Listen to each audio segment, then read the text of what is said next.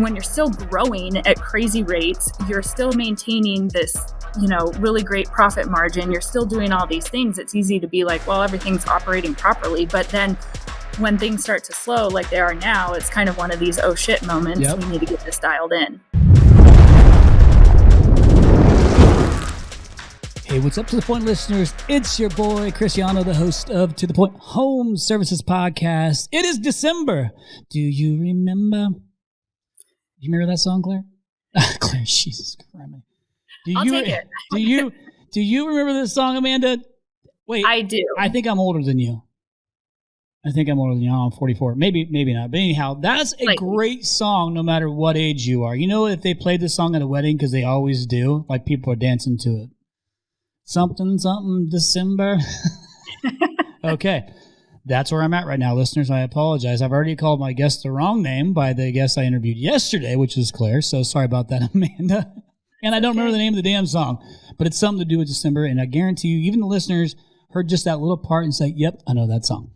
Point is, it's December. It's the end of the year, a very odd year, a very challenging year for a lot of you, which I've said multiple times too. And it is the beginning of December. And guess what? Year's not over. So you still got a few weeks ahead of you to still kind of get it wrapped up, in a pretty little bow and make something great happen. Or for some of you that are having a great year, because there are definitely a lot of people who are still having a really great year, good for you. Let's go ahead and close out this year strong. But my hope is you've planned for 2024 already, or you have some idea of what you need to be doing for 2024 already, because you only got a few weeks. And there's this little thing called Christmas coming up that might throw a wrench in your plans for as far as like having time to do things. So get it done. All right. Just start to take some action. So you've been listening. If you're listening to the podcast now, you're clearly trying to do something. But I'm excited to bring my guests on here too, because we literally just met like a few weeks ago. Mm-hmm. And randomly, I heard somebody talking about her behind your back, Amanda, by the way. But it was really good stuff, and they were kind of bragging on the business and just about what you've been able to accomplish. And I thought, who is this? And it turns out that Amanda, who is our guest, is in the exact same state as me. She's here in Arizona, except she's up in the party town, Lake Havasu City. So that is the party town, by the way. I actually have never been out on that lake. I've only ever heard all the crazy stories about being on Lake Havasu. It can be a little nutty up there. But we're in the same place, and I hadn't heard of your business, and I feel like I know everybody. And it's not like it's a small business. She's done a lot of really great things. But our guest today is Amanda Zink, and she's a president at Air Control Home Services. Also serves on the Next Star board. So are you a little over a year on the board now? A little over a year. Yep. Got it. But one thing whenever I was doing my research before the podcast, just trying to learn a little bit more about you and the business, was that you won on the HVACR, the new top women in HVAC in 2023, right? I did. Yes. Congrats. Thank you. Congratulations. That's a big deal. It's a nice little feather in the cap that says, something notable about you. So congratulations on that. Now, what's interesting is I always try to dig into people's backgrounds, like before you were like a professional, to see if I can find, high school stuff and things like that. And, just trying to like dig into a little bit of who you, like where you come from. And I didn't go too deep into this one too, but I do think it's interesting that you got your bachelor's in accountancy. Is that right? That is correct. I did. So you wanted to be an accountant, or you're going to go into the insurance business. That's what you're going to do. That sounds really exciting. Actually, I started going to school at NAU to go into computer information systems. I had no intention of doing accounting, but as part of my degree, you have to take basic accounting classes. And the professor approached me and said, "Hey, you're really good at this. Have you considered it?" So I switched my degree and went for accounting. Wow. My oldest daughter went to NAU. She just graduated from there with a good degree in mathematics. Okay. That didn't come from me, by the way. Like, I am the guy, when the teacher said, "We can carry a calculator around in your pocket?" And I'm like, "I was right. I am carrying a calculator around in my pocket." So the answer is yes. I didn't need all that bullshit anyway. And by the way, in marketing, you don't really need all that stuff. I mean, you got to pay attention to numbers, but I don't need to know, trigonometry. So yeah. Anyhow, so here you ended up in the trades, and I want our listeners to start to learn a little bit more about you. And now your family, you are 3 generations in the trades. Your parents owned the business prior, and then which I which they started in 1990. And by the way, if you lived in the 90s, congratulations. What a great time. 90s hip hop came out, which is still a favorite of mine, but the 90s were a great time. You might think the clothes suck, but guess what? Take a look at some of the kids, what the kids are wearing now, and you tell me, like, those trends are coming back around, okay? Yep. If you wore a pair of Birkenstocks and socks, I was right there along with you. If you wore Guess jeans, I was right there along with you. If we could afford a pair of Guess jeans. But guess what? If you're a boy, you don't wear the red label, you wear the green label. So don't mess that one up. But 90s were great. Your parents started the company in the 90s, and then you and your brother went to work for your parents. He was in 04, you were in 05, and we'll get into a little bit of your history. But then you bought the company from them in 2019. Yes. So what I want you to do is, I mean, this is obviously right before you bought the business, right before COVID hits. So quite the challenge right out of the gate, but also a massive blessing. But go ahead and let the listeners know a little bit, Amanda, just what size is Air Control today, and then we'll back into kind of your journey through that, so that way they understand what you've done to get to that point. Sure. Yeah, absolutely. So for this year, we budgeted for 20 million. We are going to fall short of that by a couple million. I don't think I really need to go into the reasons of why. It's a crazy hard year. Yeah. It's been a tough year, and it just, we are up, but it is not the growth that we had anticipated. So from a revenue standpoint, that's roughly where we're at. From a people standpoint, we're about 57 people. I do always like to call it my ego or what you will, but we serve a population of about 150,000 people. So I'm always big on saying that because we don't serve a huge population. And I'm really proud of the size company that we've been able to grow in a smaller population. Well, you just stole my thunder because I was going to brag on you and say, hey, and tell them what market that you're in. So if you don't know what Lake Havasu City is, yes, it's not a huge market. So to be a company of that size of just sub 20 million in a market like that is fantastic. So thank you. So go ahead and just, like I said, let the listeners know when you and your brother came into the business. Let's start there, right? So that way everyone can understand what you've actually done in the business before you were able to buy it from your parents and then take it and lead it.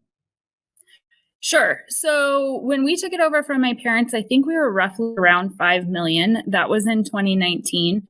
And then, as you said, COVID hit, and I remember talking with my brother and being like, what in the heck did we do? We just bought this business. Like, we had been in the business, so the operation of it was not new to us, but all these things were being thrown at us. And it was a very interesting time. We were giving my dad all kinds of crap, like, what did you sell us? And now looking back on it, he's like, you got a good deal. Yeah, you did. Well, you bought it at $5 million. Look where you're taking it to. Yeah. So, real quick, let's go back to 04, 05. Well, you were in 05, right? Somewhere around there, 05. Yeah, I joined in 2005. So this was before another pivotal time in the trades business, the 08, 09 market. But so what were you doing when you first came into the business? Like, what was your role? So this is an interesting story because I had absolutely no intention of ever being in the trades. I had watched my parents grow and develop the company. When they moved to Havasu in 1990 and started the company, I had no intention of ever, throughout that, I had seen my parents, the struggles, the blood, sweat, and tears that had gone into growing this company. And so when I graduated high school, my intention was never to come work for my parents. I wanted nothing to do with the company at all. I went to college, got my degree in accounting, and on the day of my graduation, my parents came up to visit me, and I had been an idiot. I had racked up some credit card debt in college. I had a job lined up in Phoenix to do insurance auditing, but my dad approached me on the day of my graduation, and he said, hey, why don't you come work for me? You can live with us, pay off your credit card debt, and then, really start fresh. Reluctantly, I agreed, even though, getting credit card debt paid off was really the kicker for me. But I reluctantly agreed because it was not something that I wanted to be a part of. I made my dad promise me that he would not keep me for longer than that summer. Like, I will not stay. That was 18 years ago. Here I am. I will not stay. You're still not staying. Yeah, you can't keep me. But what I started as originally, because my plan was never to stay, is I was really kind of a special projects person. My mom at the time was doing payroll, and I was instrumental in getting us switched over to paychecks, and just a series of different random projects that my dad needed done that he needed somebody he could trust would get them accomplished. So that's how it started. Like, you were the go-to. That's how it started. Mm-hmm. Well, you clearly stayed. So I did. How long were you doing the special projects?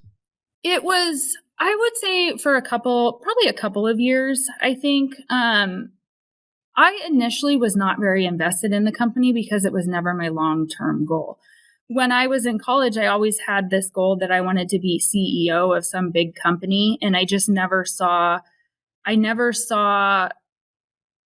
the potential of the company. I was ignorant to it. So I did special projects for a couple of years. Then I moved into the install coordinator role. And then I ended up being our service manager for a bit, which was a terrifying role. That was something that I never wanted to do. I was terrified of it.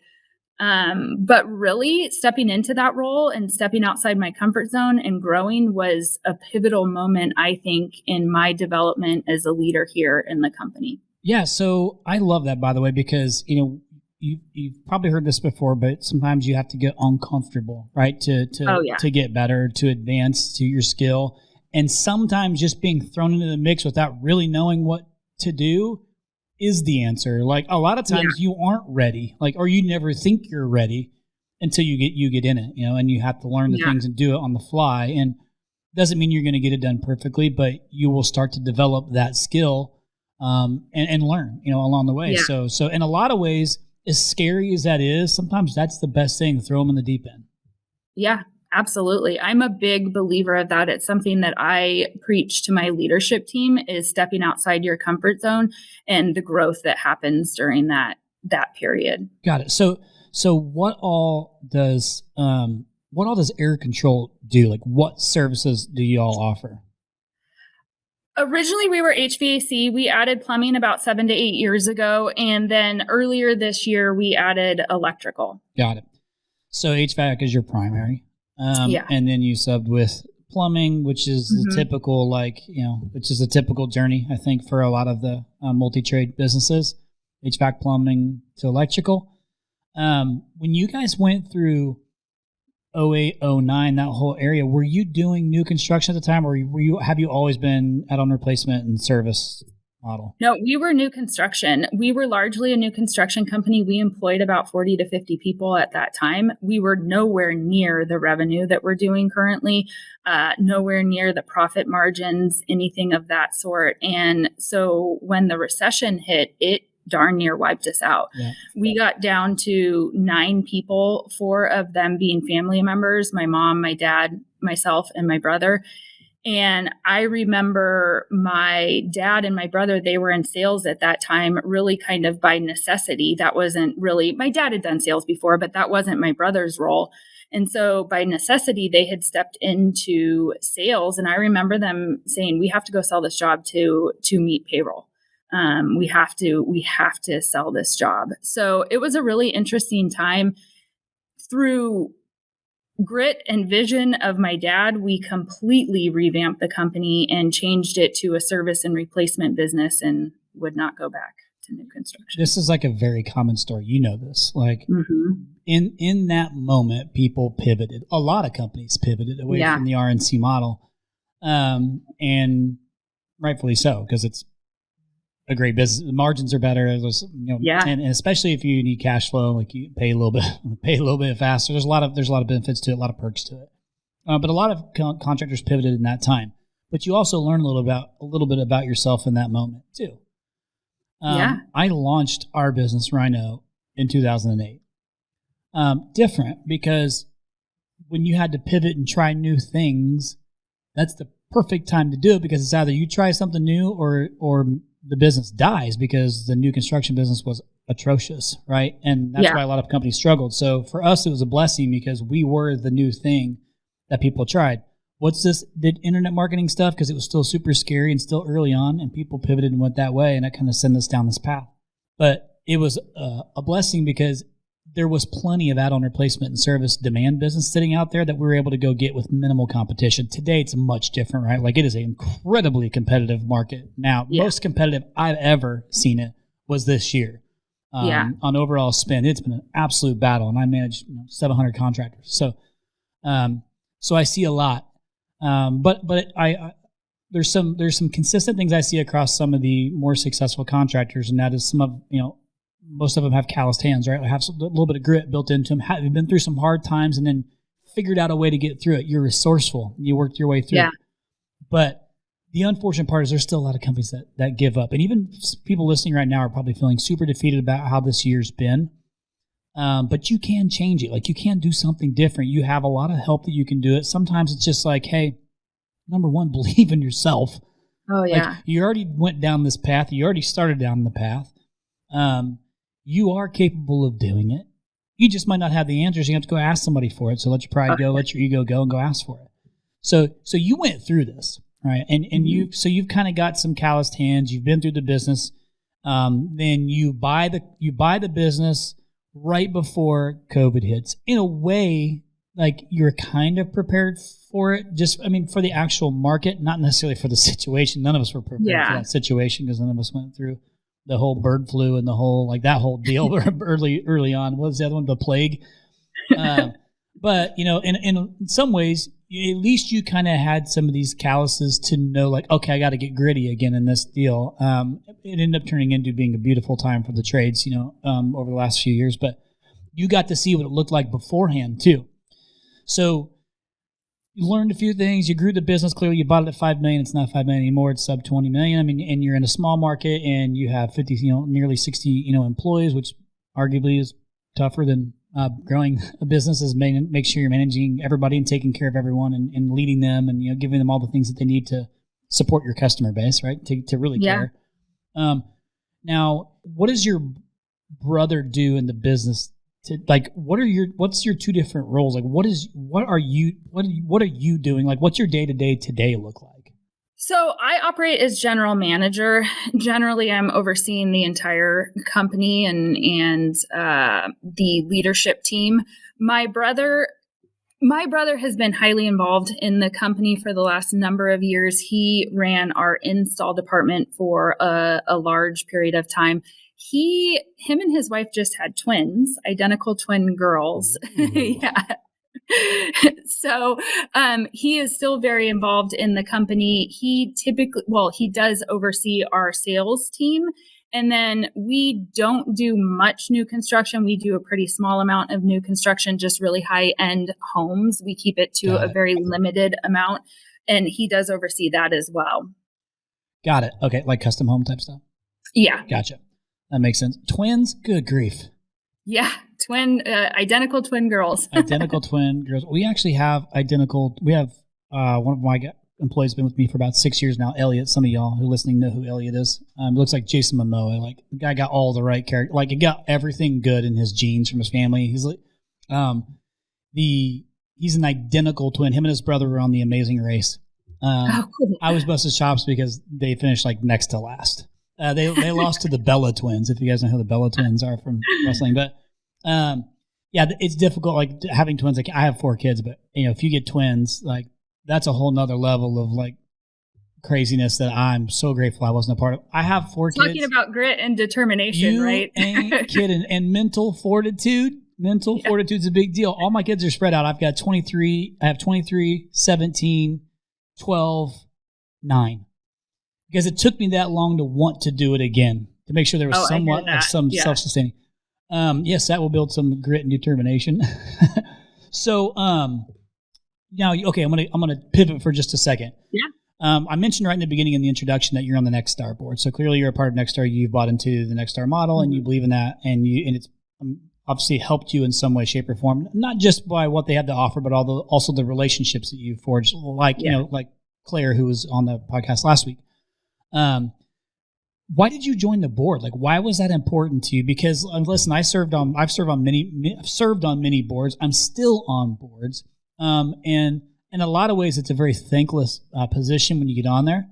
And sometimes it's, you have to make some really big decisions that people will or won't like on this based on your experience. Part of having a good board is having board diversification. Why did you join the Nexstar board? Like, why was that important to you to say, you know what, this year's been fun too. Let me just go ahead and see if I can, keep chipping away. Because you technically joined before, or I guess it would have been in 2022. Yes. So I'm not sure how long the Nexstar board terms are, but why did you even join it in the first place? Like, what was your reason? You had to have a reason to say, I'm going to go on the board so I can do X, Y, Z. What was that?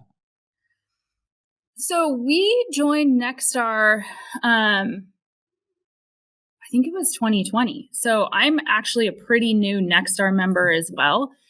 But as part of being a Nexstar member, you attend operational excellence. That's part of the onboarding of being a Nexstar member. And when I was there, it must have fallen when there was a board meeting because the entire Nexstar board was there at operational excellence.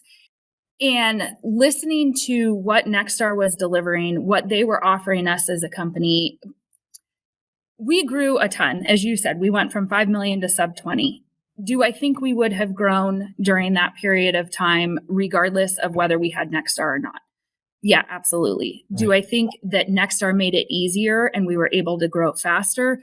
Yes. So when I look at Nexstar, it's been such a pivotal thing for our company. And then attending operational excellence and having so many board members there and listening to them speak to members of their story and what that looked like, I wanted to be somebody that could deliver that to people that were coming up in the trades or to new members as far as what that looked like.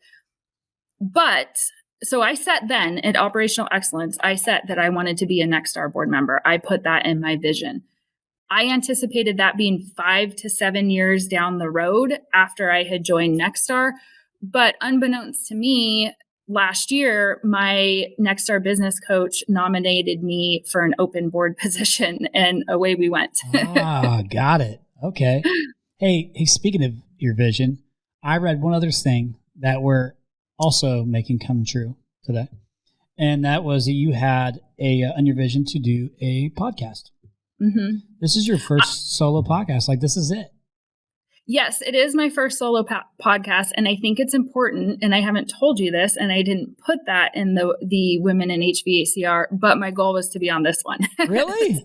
Yeah. No shit, for real? That's fantastic. Well, congratulations. Yeah. We made it happen. How freaking cool is that? I love it. And now I get to tell your story. That's super cool. Good. Then I didn't know that. That's fantastic. So you totally just made my day. I appreciate that. I want to ask you something because you mentioned, I know a lot of folks on the board member Nexstar. I know a lot of Nexstar members. I know a lot of non-Nexstar members that are in other organizations who have had equally as much success. And I love that you said that you experienced that growth and it would have happened regardless because the organization sort of help you figure out, well, how do you go about the growth like as efficient as possible with the right people, in place, or to learn the things to get better at leadership, because as you grow, you gotta have, more delegation, you gotta have good leadership. The last few years helped a lot of businesses grow. That's not this year. So you have to go back and look at like 18, 19 and look at what did the business look like ahead of time and start to compare yourself to that. But you don't have the luxury of, I should say you have the blessing that you're not the same size. You're much larger. You're much larger.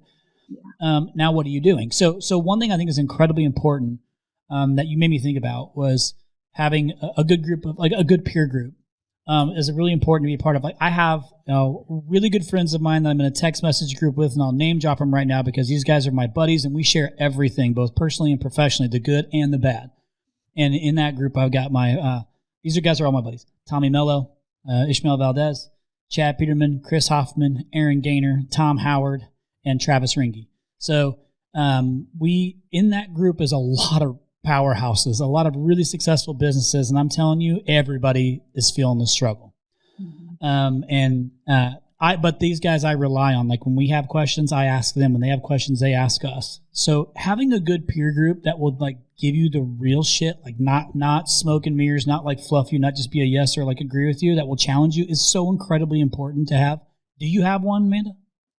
Yes. So I have through Nexstar, they have the personal boards, and I do have a women's group. We actually were the first all-female PBOD for Nexstar.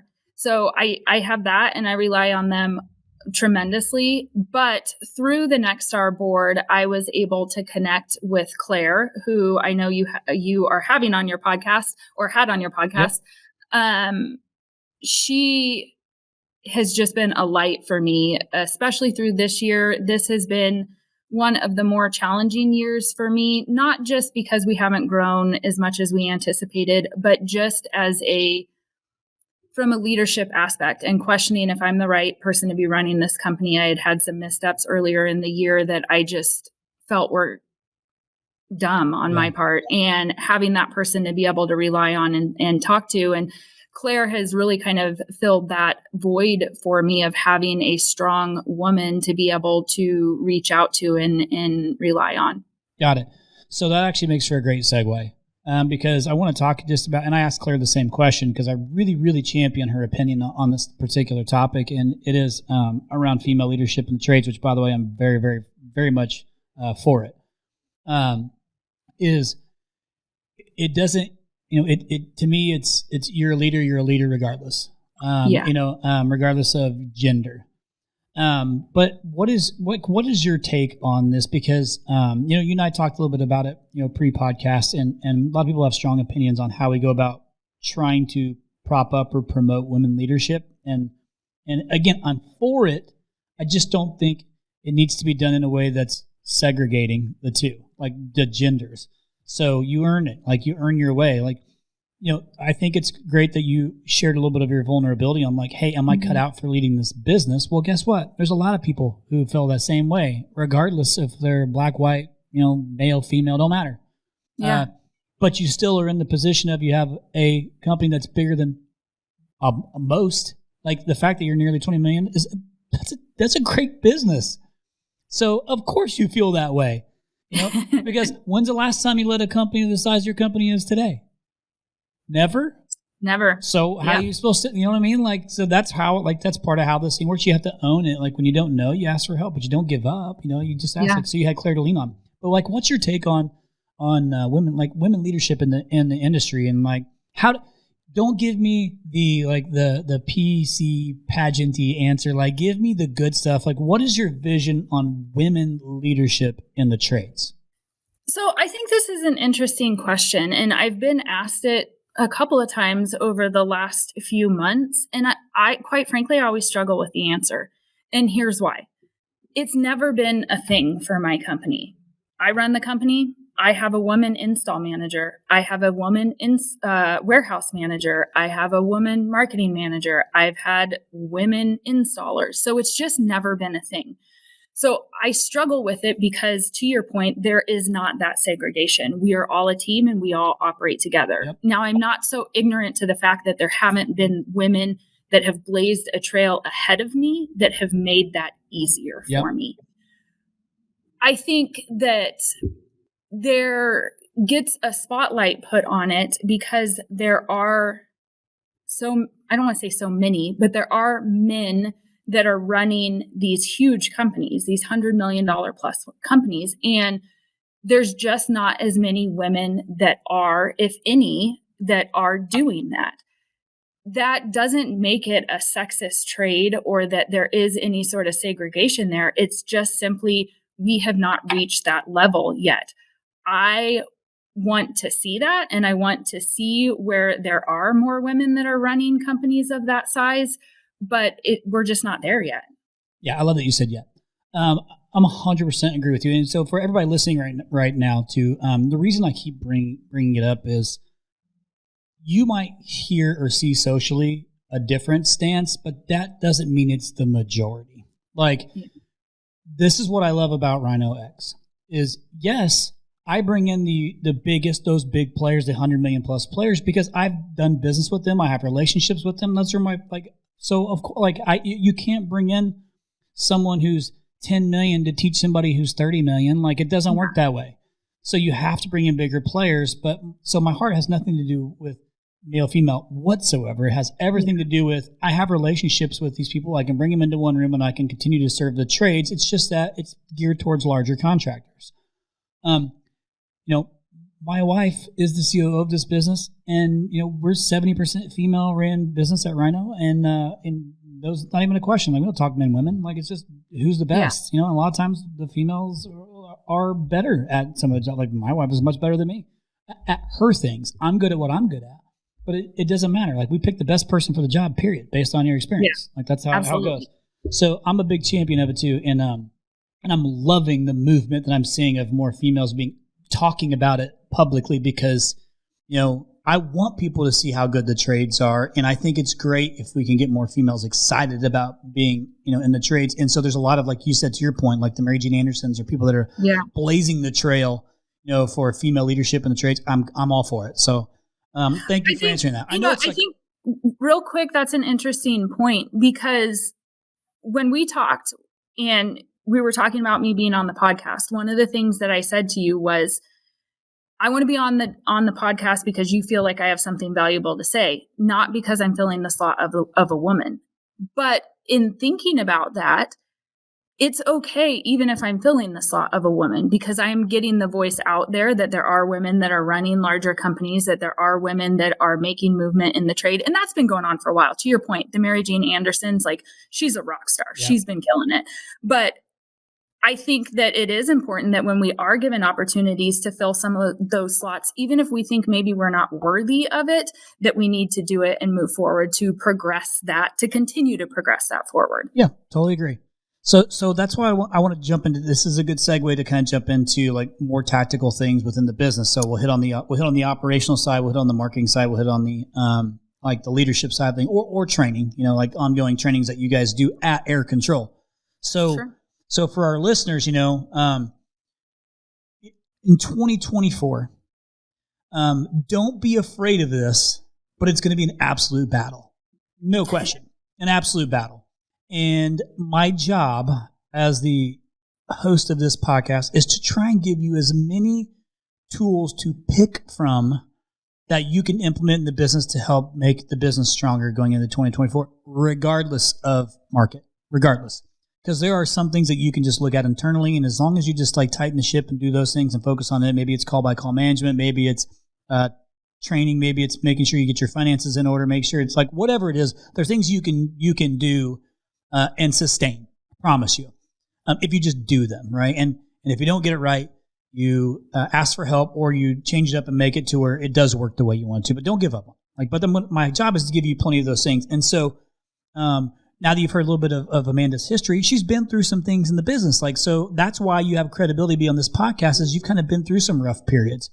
And you've persevered through those rough periods, and you've built a great business. And so it's not just that, oh, well, she had a great unicorn couple of years. Well, she's been through some things, right? So I want you to be able to share, having been through some of that and being a part of some of this, from the special projects to the install coordinator to the service manager, like all these things, to today, where you're leading the business. Like, you have to have the vision of the business, and you have to execute on the vision of the business, regardless of market stability. So what are you focusing on at Air Control for 2024 from an operational standpoint? Like, what are some of the key things that you guys are focused on to make sure you're operationally sound? It's going to sound so dumb, but we're really just taking it back to the basics. That doesn't sound dumb at all, by the way.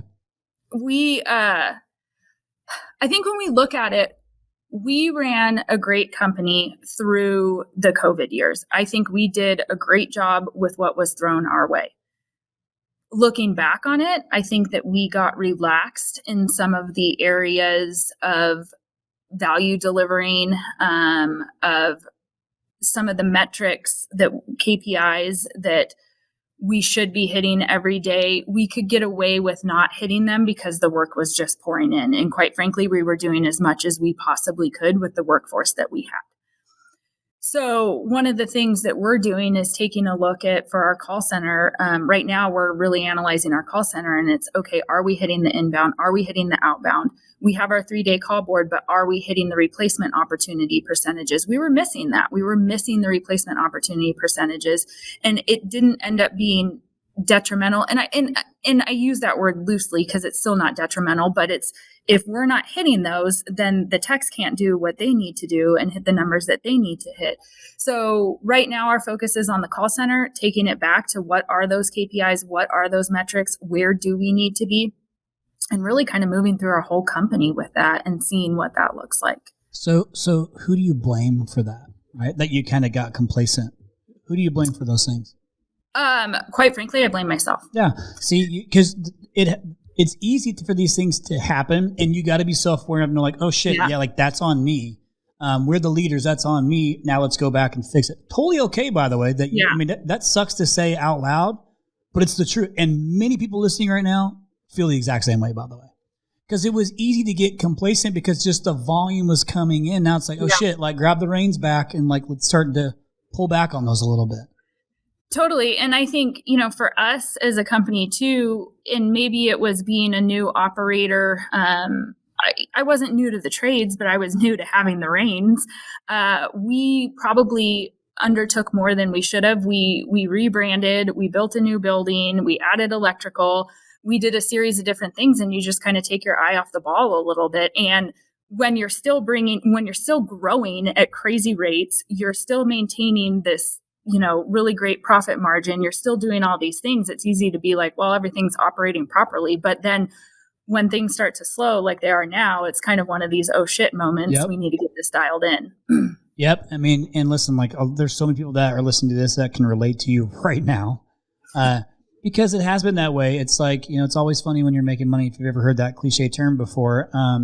But a lot of people will forget to keep it tight. Right? Like you're still running a professional organization with people who are depending on you, the leader, to make good decisions to to predict the outcome of their livelihood, right? Like that's a big responsibility, but it's easy when like you got all this volume coming in with minimal effort, to be like, and it wasn't like it was just a few, like it lasted for a couple of years. Yeah. It wasn't like a short-term deal. It was a long-term deal.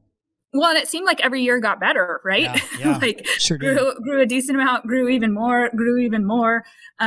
So yeah, I think it was easy to do that. And even when you look at it from a service aspect is, I don't want to discount our guys and say it was just going in and taking orders, because that's not fair. There was still customer interactions and value that they had to give, but you didn't have to deliver as much value as you do now.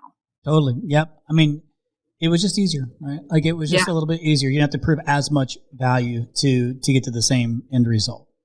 Yeah. So part of this, the learning from this particular like whole situation is that, right? Like it's, well, how do you get your leadership to make sure they stay on top of like, no matter what the market looks like, that we're always providing that type of value, because that is what's best. That's the air control way of, showing our purpose, or relaying the core values of the business is we want to make sure we do all these things to serve you, the customer, as best as we possibly can.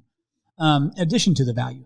So did you implement or do you implement any ongoing training for leadership, or do you implement any ongoing training for the technical side of the business? Like, are you constantly working on training or I mean, so not just like technical, but also like soft skills training? Are you doing those things now? Or if you weren't, are you planning to do those things? Yeah. So as far as looking at our leadership team, it's kind of crazy, because I heard a statistic when I was at Women in HVACR that 54% of, it's a Harvard statistic, that 54% of all leaders have never received leadership training. And at the same time that I heard that statistic, now I haven't Googled that, so I haven't fact checked that. But at the same time that I heard that statistic, I was working with my leadership coach, Lisa Kinney from Nexstar. And she gave me this light bulb moment, because we have I don't like to say rookie because that's not fair. We have a younger leadership team as far as experience in being leaders. And one of the struggles for me this year was learning that you can't just take somebody that doesn't have experience in leading teams and put them in charge of a team and expect them to know what they need to do. Regardless of the inherent leadership skills that maybe they were born with, there's still an aspect of that needs to be trained to be trained on. So one of the things that we are looking at with our leadership team, in fact, we're getting ready to just go through the 5 dysfunctions of a team. And Lisa Kinney brought that to my attention. She's like, hey, if you're not training on these things, how can you expect them to know? And it's one of those like, duh. So we have been looking at that and training on that and just really trying to tighten what that looks like as being a leader for a team to make sure that we're delivering for our team what they need from leadership. As far as technical training, we do both. We do technical training and we do soft skills training. We recently brought in Measure Quick last week to go through a day-long training with our technical team. But then every year we do service system through Nexstar and really kind of hit what that looks like. I think this year we'll be doing it in February, and I think this year will be a more pivotal year this upcoming year than ever before for making sure that we are hitting on all those steps. Yeah, totally agree. And that, I mean, it's part of why I'm asking those questions. I just want everybody, all the listeners, to think through what are you focusing on too. And it can't, if it's technical training, great for you. And I think there should be a variable of ongoing technical training always for various. For sure. But also don't forget about soft skills. Like it's a big deal. And part of this is, I had a few podcasts on this particular topic or topics. I think it was maybe a couple months ago in preparation for 2024, and it was around just like your CSR training, something as simple as that, like whoever's answering your phone. And one of the things I'm most proud of from running a digital marketing company for 16 years for the trades is we've always tracked the booking rates of the CSRs to make sure that if we're doing, not only are we doing our job, and are you doing your job? Yeah. And even some of the largest companies still have CSR training issues. So I'm telling you, like, you may think everything's great because they've had the same person answering your phone for 5 years, or people, pay attention to it. It's a big deal. And that's one thing without spending another dollar on marketing that you could focus on and fix that would increase, your call board. So just something to think about. Do you guys do regular CSR training or no? It's funny that you bring that up because I went out of my brain. I forgot about it. But next week we have call center training here for 3 days. So I think that's going to be really instrumental for our team. I think one of the biggest things that I've learned over the last couple of years is how freaking important your call center is. I mean, really, a lot of things rise and fall with what the call center is doing. Yeah, that is like the first line of defense. It's the most ignored. It frustrates me because I can see, hey, we brought in X amount of new business, but then you booked at 18% on new business, and that's atrocious. And it's like, let's just fix that.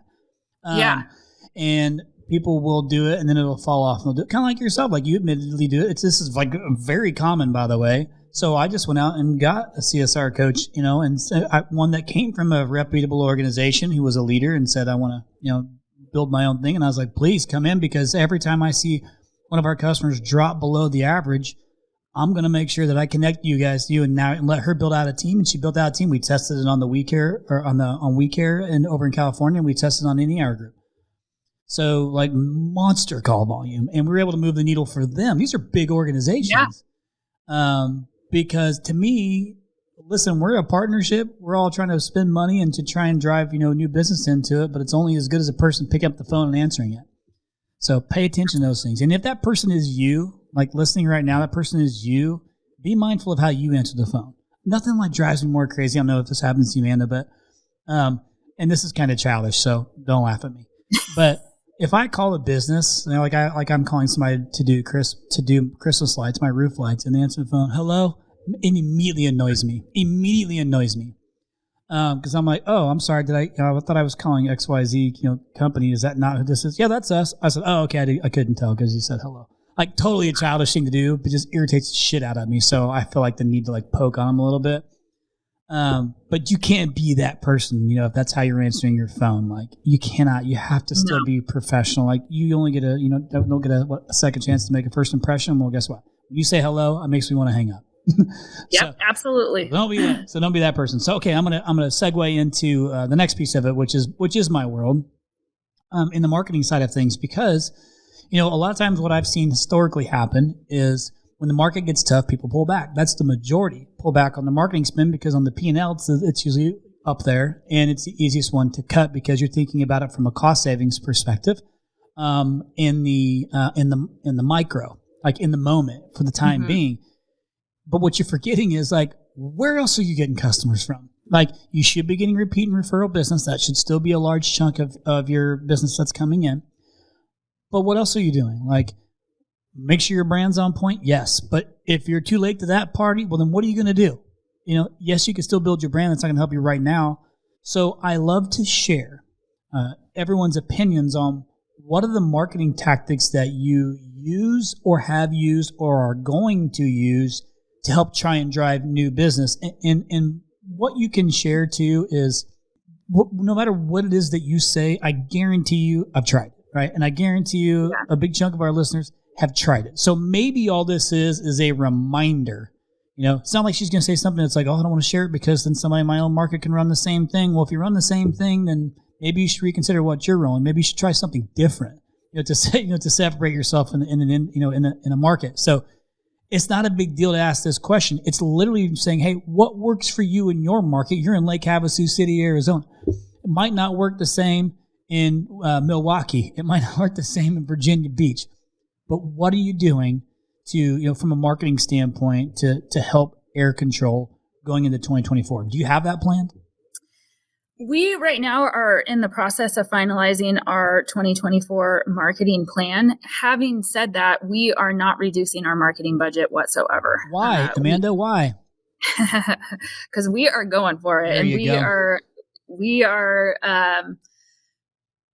we are anticipating growth no matter what, even going into this. That is our plan. We are budgeting for growth, not nearly as aggressive as we budgeted for this year. So we are going to keep our marketing budget the same. One of the main things that we're focusing on right now, and we've never really done this before, and this probably is not groundbreaking, but it's something that we are implementing, is we are taking a look. One of our big focuses are what our customers that we did work for somewhere between 8 months to 2.5 years ago that we have not been back out for maintenance or whatever it may be. And with those customers, we are sending them a direct mail piece with whatever the special is, following it up with a series of emails of here's the special, here's the benefits of why, and then we're tasking our call center with calling all of those customers to touch base with them. Are the returns on that huge? No, but are we retaining customers that were previously customers and making sure they're going to continue to deal with us going into what's going to be a questionable economy? Yeah. And so am I happy about that? Yeah, I'll take it. So that's really kind of what we're focusing on right now, is what that looks like for our team. And then any sort of cross sales. If we've been out there for HVAC only, when we're doing that follow-up call after that maintenance, we're mentioning, hey, we do also have plumbing and electrical. Can we get something scheduled for you? Our dispatch team has done a really great job of that as well. Got it. So basically some blocking and tackling. Right. Yeah. And that's totally okay. And what you're doing is you're trying to hit them 3 times. So you got the mailer, you got the email, and you got the outbounding call to them. Yep. Mm-hmm. So, and again, like that's part of brand building too, is just repetition, right? Like, but there's a box, boom, you can check that one.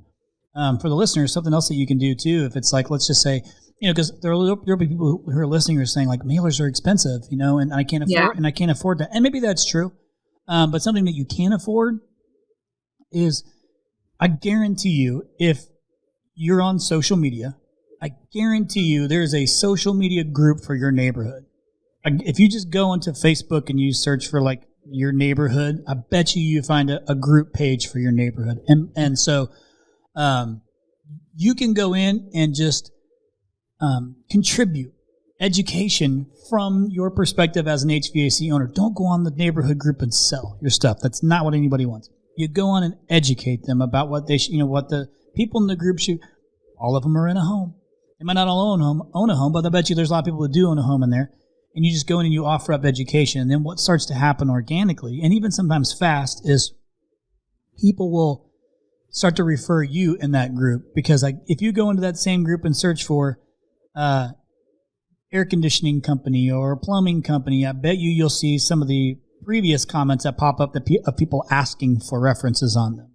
This is a sweat equity deal. That means it's a zero cost per lead for you.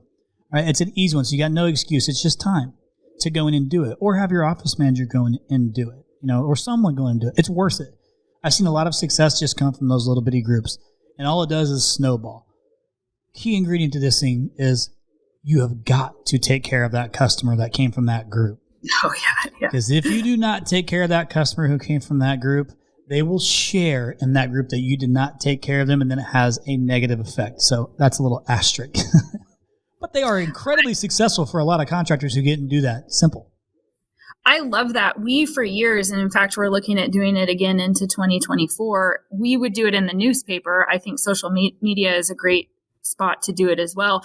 We would do Ask the Expert articles. We weren't selling anything. We were just doing Ask the Expert. And it would blow my mind, because every home show, we would have people walk up with a binder of these articles that we had done, these Ask the Expert articles, and they would be showing them to us and asking questions. And so we had really established that reputation of being the expert in the community. Yeah, I love it. So it's basically sales by education. It is a great model. It's hard to not ask for the sale, because sales coaches will completely disagree with that, by the way. Tell you to ask for the sale. But it is a tactic that works well. And by the way, it's not like you can't do like multiple tactics. This is just a tactic that you can do that is low to no cost to do it. Like just to help to give you something to run with.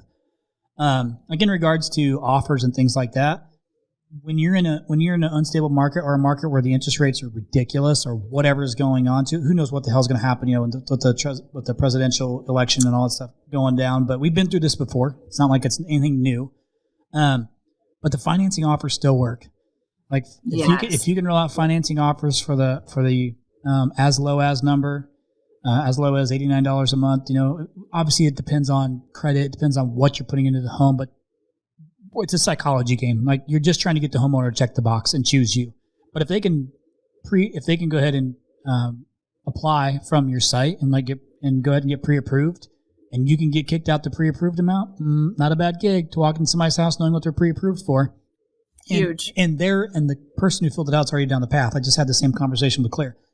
I preach it because it works so well. I know, because I do it for hundreds of contractors very successfully, and I see what comes from it.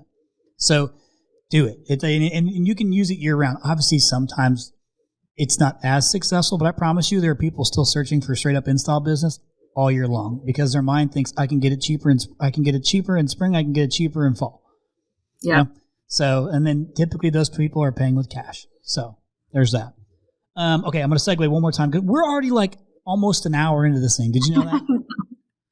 I just looked at that. I was like, wow, that's exactly. So I want to ask this quick. Dang it, I have two questions I want to ask. So bear with me, because I don't want to blow past this one. And I always think that for contractors of all shapes and sizes, you have an opportunity to negotiate a few things to help your business, because you got to be super aware of cash flow.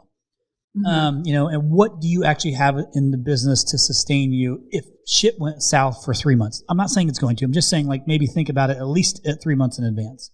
But you need to start thinking, what else can I negotiate? Are there credit cards you can negotiate? Are there better cards you can go get that give you cash back? Like, all these little things add up. Can you go and negotiate with your suppliers or your OEMs, your manufacturers? Can you go and renegotiate with them and say, hey, here's my plan for 2024. Here's how I plan to execute.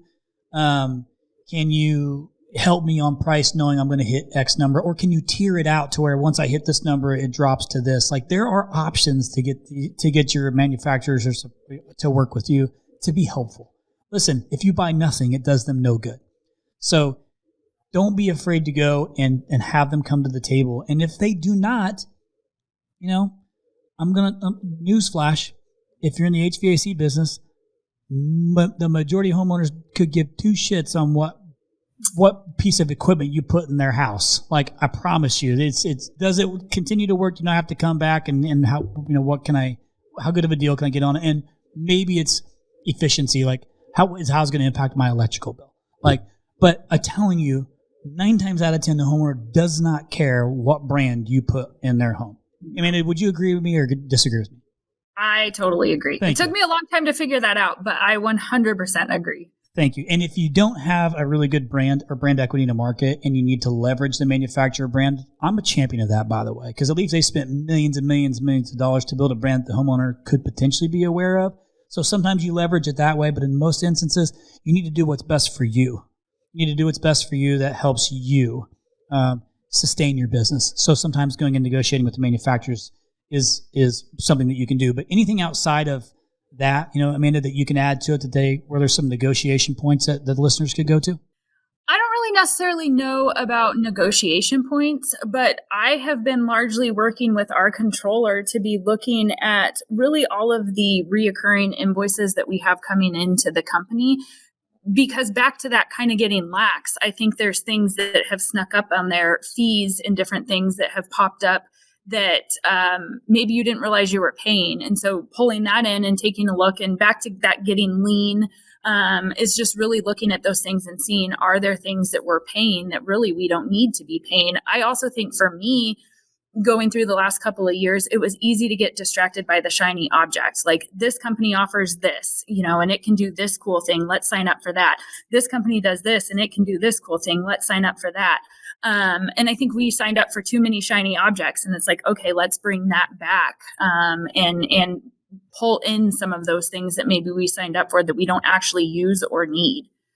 Yeah. Here's a good example, kind of out there, but a good example, because this happened to me recently. With all the new apps and all the streaming services and stuff, like, we're officially a cord cutting home. So I only stream things, when I actually get to watch TV. But I started signing up for all these different subscriptions and I forgot about half of them. So I've been paying for like the same damn subscription for 3 different things. So here I am paying and even though it's, maybe $9 a month or something like that, all that stuff adds up. So here I am. And that was just one instance. There's actually multiple instances where I was paying for these monthly subscriptions where I'm like, shit, I'm not even using them, or I have the same one. Went back, cleaned that up, saved myself like $110 a month. It's crazy because, to your point, some of them are bundles. Like, they have the bundles that are like Hulu and this and that, but then I'm also paying for Hulu over here. Yeah, it's confusing, but that's a really good point. Kind of go back through and just audit your expenses to see maybe there's some overlap in there somewhere too. So we at Rhino learned that lesson the hard way years ago. So we go back and audit to make sure we're not overlapping, as we're onboarding new technology. So this will be my last technical, or my last real question for you, since we're kind of talking about the technology world. Is like, you've heard all the AI buzz come up, people talking about how using AI for this and for that. And it's, by the way, listeners, this isn't new. It sounds new to you, but it's not new. Artificial intelligence has been around for quite some time. It's just a buzz right now. There's some, but it is exploding. It's moving really, really fast, and there's a lot of options, and some people still don't quite understand it. But they hear the buzzword of AI and they feel like they got to do something with it, or got to be paying attention to it. And we're no different in the digital marketing space. It doesn't, AI for me to support contractors doesn't take away work from someone else. It only adds to what we're already doing. We just can do more faster by utilizing AI in certain capacities. There's a lot of cool AI stuff out there, by the way, right now. I am a fan of thinking outside the box and trying new things to set yourself apart from the majority of every one of your competitors. So I am a fan of that, which is why I'm a big champion of the smart AC stuff. I think once it proved itself out, and I see how it's actually working, and saw how easy it was for the contractors to actually implement, that was a small installation because it's a DIY type model. I'm a fan. I'm a believer. Some of the call-by-call stuff, or the on-site call management that AI has, the Real Voice guys, I know Dave Geiger preaches. Dave, DG preaches about them, and finally got them on board. And my biggest roofing contractors are using Real Voice, and some of our big players are using Real Voice too, because it's tracking the actual in-home call. It is cool stuff, right? It is good, and it's working, and it's a great accountability tool, and it's a great coaching tool. So, do you have anything that you've that you think is like, hey, this is what I really love that's kind of in this AI tech world that's kind of coming out, or anything that you're using? Like, what's your take on this, or like, what are you thinking about, implementing? Well, I know we just talked about not onboarding shiny objects, but sometimes the best thing you can do is find a differentiator, something that you can use to differentiate, and maybe that's part of what your focus is.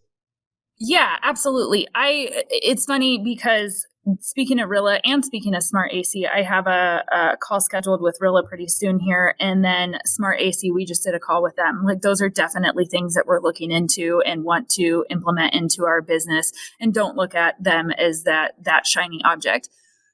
For me, I think some of the difficulty is, so we recently were beta testing doing videos for our website that were AI generated, that had, they were kind of like what to expect during your service call that we could post on our website. And initially I was like, this is so cool. It's so much more efficient. We don't have to have our people on there. It's getting it done much faster. But then I started thinking about it, and our tagline as a company is treating you like family since 1990. But a robot's not family? Correct. Exactly. And so I think that we as contractors need to be really careful of, is it an efficiency in our company, and does it make it more efficient? Great. But then what is the end result for the customer, and what is that communicating to the customer about what our brand is? And so I think it's multifaceted in what that looks like. Yeah, I love that. So by the way, listeners, like, I had no idea that Amanda was looking at Real Voice or Smart AC. So that was just totally a fluke. Just two things that, that I've paid attention to more so lately, because again, like, I'm in the same boat. I'm also trying to look for anything I can do to bring to the listeners to help that I don't do, right? Like, so, because I can't work with everybody anyhow. So I'm always trying to bring something to them. And that's just two things that I thought are like legit things that you could look at. Obviously the worst thing you can do, or the least you can do, is connect and see, like, is it a fit for me, or a like product may be a fit for you. Last thing I'm going to ask, and this has nothing to do with business whatsoever, and it has more so just to do with, your opinion and your advice. And this is just around to all of our listeners, assuming that we have a lot of smaller businesses listening to this, trying to learn, which I believe is to be true, which I believe is true on this podcast. What would be your advice to them? Like, the most critical advice you can say, hey, if you don't do anything else, pay attention to this or do this. Like, having been through a few of these wonky years where things are hard and tough and you got the callous hands, what are a few critical lessons or things that you can share with the listeners to be prepared for, to be on the lookout for, to be successful in 2024? Honestly, what I would say is, early on in the years, especially like going through the recession and what we went through, I think there was almost, even though everybody else was going through it, there was almost this embarrassment that you wanted to admit that you're struggling, that you're having trouble. And what I have found, especially over the last, I would say, year to year and a half, is that when I look at the biggest opportunities that I've had for personal growth, which ultimately result in growth of the company, is admitting what I don't know and being vulnerable and seeking out somebody that maybe I look up to, that appears like they're an expert in what they are doing, or is doing something that I want to be doing, and reaching out to them and just talking to them. I have been blown away by the amount of people that are willing to help, that are there to offer advice, but also the amount of people that have gone through what you've gone through. These companies that are larger than you, they've gone through it. I guarantee you, whatever it is, they've gone through it. 1,000%. And reach out to them and just be vulnerable. Be okay with sitting in that uncomfortable spot of admitting that and asking for help. That has been just, I think, instrumental for me. You just gave me a really good idea for a podcast episode, and this would be a brave person to be able to do it, but it would be a podcast around my company is failing, and talking about being vulnerable to share that, would be difficult, but you're sharing that because a lot of companies right now are failing. whether it's perceived failing or not, you know what I mean? Like it's failing to, you know, or maybe it's legit failing. But that could be a really good one because in that particular episode, you would talk through all the things that are causing you to fail. I use air quotes. That could be a very powerful episode if you could get the right person to do it. And the hope would be from that is some of the listeners would then be able to connect with that person to help pull them out of that or to like give them the confidence or to come alongside of them and help them. That could be a really powerful episode. I think that would be huge. I always have this thing where I say, if you meet a new parent and they tell you that their baby's perfect and they sleep through the night and they never cry, my immediate reaction is bullshit. And I now can't trust you because you are not telling me the truth. And so I take that same stance with business owners. Like if you're telling me that everything's great and you've never gone through any troubles, you are lying to yourself and you're lying to me. And I think that there is a huge amount of relatability when you can sit down and talk to somebody. I spent 45 minutes on the phone with Claire yesterday, not talking about our businesses are failing because they're not. We are thriving. But and I say that lightly because there's always aspects of your company that you're failing in. There are always aspects, but we talked about all the hurdles that we're having right now and these challenges. I mean, up to and including people breaking into vehicles and people on our team having, not team members breaking into vehicles, having vehicles broken into. And having people on our team that are going through health issues and what that looks like. And I left that phone call feeling so fulfilled to know that I'm not alone in what I'm going through. Yeah, you bring up a good topic too, just around mental health, you know, like making sure that that if you're starting to feel like if the business is putting you into a place of like depression or something like that too, you need to reach out to somebody fast. Like super fast. Because that's not, I mean, in the grand scheme of things, that's not that big of a deal. It's not as big of a deal as you're making it in the grand scheme of things, right? Because you got to get your mental health on point before you can ever help yourself or somebody else. Absolutely.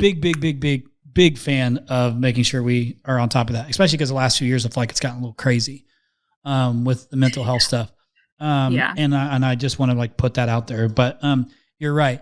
It would be a good episode to have. And the hope would be whomever is sharing the struggles and the different points that have led them to this is that there's a lesson to learn in all those low points for the listeners to be aware of. So there is something good that's coming from that. It's just creating some awareness around this contractor's low points. I think I'm going to put that together. I'm going to try and find that. So if you're listening right now and you feel like maybe you are the one who wants to have that, reach out to the Point Home Services Podcast social page or email or whatever, or go to the website, whatever, and let us know. And then maybe we can have a conversation around that because I think it would be a huge help to the trades. So Amanda, we're past an hour. You did a fantastic job. Do you feel like you could check the box or are you feeling good about it? Check. Good. Did it live up to the hype? I certainly hope it did. This has been amazing. It has been really, truly a pleasure. Well, I'm excited. And it was as much of a pleasure for me to share the story and to our listeners. You know, Amanda's a total sweetheart. So I'm sure you could reach out to her and ask her any questions along the way. So, you know, you can tell that she's more than willing to be there for you and to help, and certainly been through some things. So she's got the credibility to do so. But Amanda, thank you so much for letting me be your first solo podcast.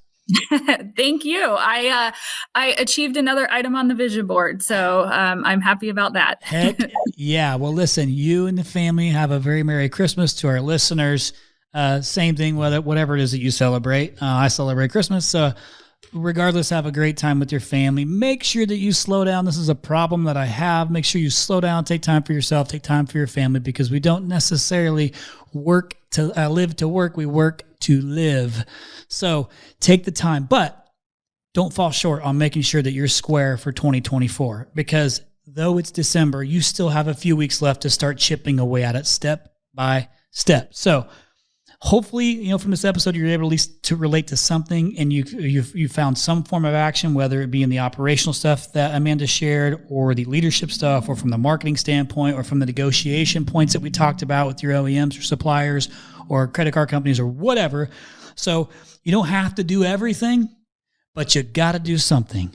No, zero, days.